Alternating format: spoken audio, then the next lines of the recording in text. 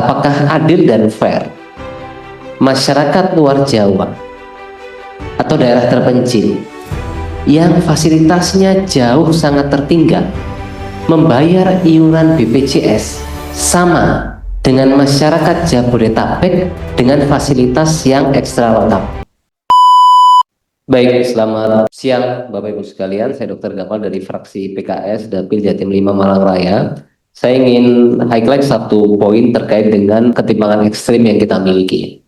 Pertama, saya ingin mengajukan satu hipotesis, apakah adil dan fair masyarakat luar Jawa atau daerah terpencil yang fasilitasnya jauh sangat tertinggal membayar iuran BPJS sama dengan masyarakat Jabodetabek dengan fasilitas yang ekstra lengkap. Sehingga boleh saya katakan bahwa masyarakat luar Jawa mensubsidi masyarakat Jawa dalam konteks layanan kesehatan kita hari ini. Dan kenapa ketimpangan ekstrim soal kesehatan ini jadi problematika? Misalkan dalam konteks ketersediaan dokter Jawa 62,7 dokter per 100.000, di Papua 16,7 dokter per 100.000, artinya bedanya 3,75 kali lipat. Dan ada satu kajian tentang indeks Gini distribusi dokter spesialis. Angkanya kita 0,53, jauh lebih tinggi dari koefisien Gini kita. Dan ini menunjukkan masalah sosial yang serius dan sistemik.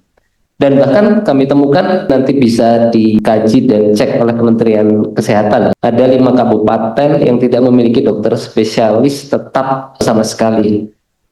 Timur Tengah Utara dan Alor di NTT, Maluku Barat Daya, Sorong, Dokijai di Papua. Artinya dari 5 kota tersebut 525.000 jiwa hidup tanpa akses dokter spesialis tetap di wilayah mereka sendiri. Dan ini bukan soal angka. Artinya apa? Ada ibu hamil dengan preeklamsi dan plasenta previa yang tidak mendapatkan perawatan spesialis obstetri, butuh dirujuk 4-8 jam. Ada seorang anak dengan penyakit jantung yang butuh perjalanan ke Jakarta 5-10 juta, dan itu memberikan beban ekonomi bagi masyarakat kita. Lalu dalam konteks ketimpangan tenaga kesehatan ini, ada satu hal yang menurut saya perlu kita exercise lebih dalam, adalah soal workload. Jadi memberikan kesejahteraan lebih tenaga kesehatan di daerah terpencil itu bukan semata-mata karena dia di daerah terpencil. Ternyata ada workload yang jauh lebih besar. Kami cek satu dokter itu bisa bekerja 60-80 jam per minggu. Standar internasional 40-48 jam. Waktu per pasien 5-10 menit. Standar internasional 20-30 menit. Dengan demikian akhirnya burnout rate-nya meningkat. Dokter-dokter ataupun tenaga kesehatan di daerah terpencil, exhaustion bisa 75-85%. Kalau di kota besar, burnout-nya 30-40%. Artinya secara tingkat tekanan mental, stres, beban kerja, daerah terpencil juga jauh lebih besar. Dan karena itu, akhirnya turnover daerah terpencil meningkat. Angkanya bisa 25-35%. Artinya setiap 3-4 tahun itu hampir 100% dokter meninggalkan daerah tersebut. Dan ini jauh di atas rata-rata industri kesehatan internasional yang angka turnover-nya itu 10-15%. Dan tentu akhirnya berdampak pada kualitas. Kenapa?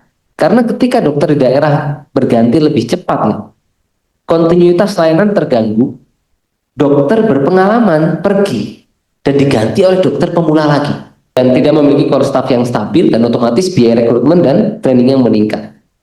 Termasuk mungkin saya ingin masuk dalam konteks benefit yang diberikan. Selama ini bicara benefit itu kerap bicara soal gaji yang lebih tinggi, soal salary. Menurut saya ada banyak faktor non finansial yang akhirnya menyebabkan banyak tenaga kesehatan kita tidak mau ke daerah.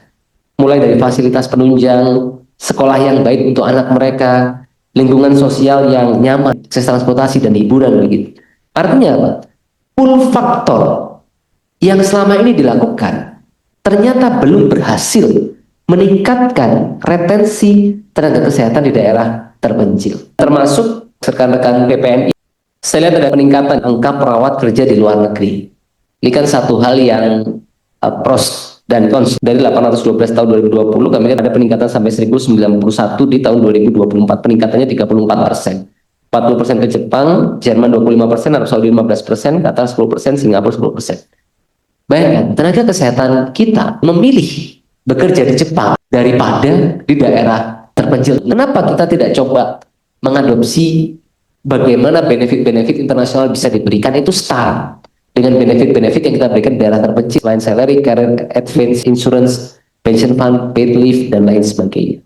Dan menurut kami, pimpinan dan Bapak Ibu sekalian, ini bukan masalah sederhana, karena ketimpangan ini secara langsung ataupun tidak langsung berakibat pada ketimpangan angka kematian ibu. Ketimpangan tenaga kesehatan berdampak pada ketimpangan indikator-indikator kesehatan nasional kita. Sehingga harapan kami ada roadmap yang jelas dalam 5 tahun ke depan secara spesifik dengan target indikator yang jelas untuk menyelesaikan, menuntaskan permasalahan ketimpangan tenaga kesehatan kita. Terima kasih. Wassalamualaikum warahmatullahi wabarakatuh.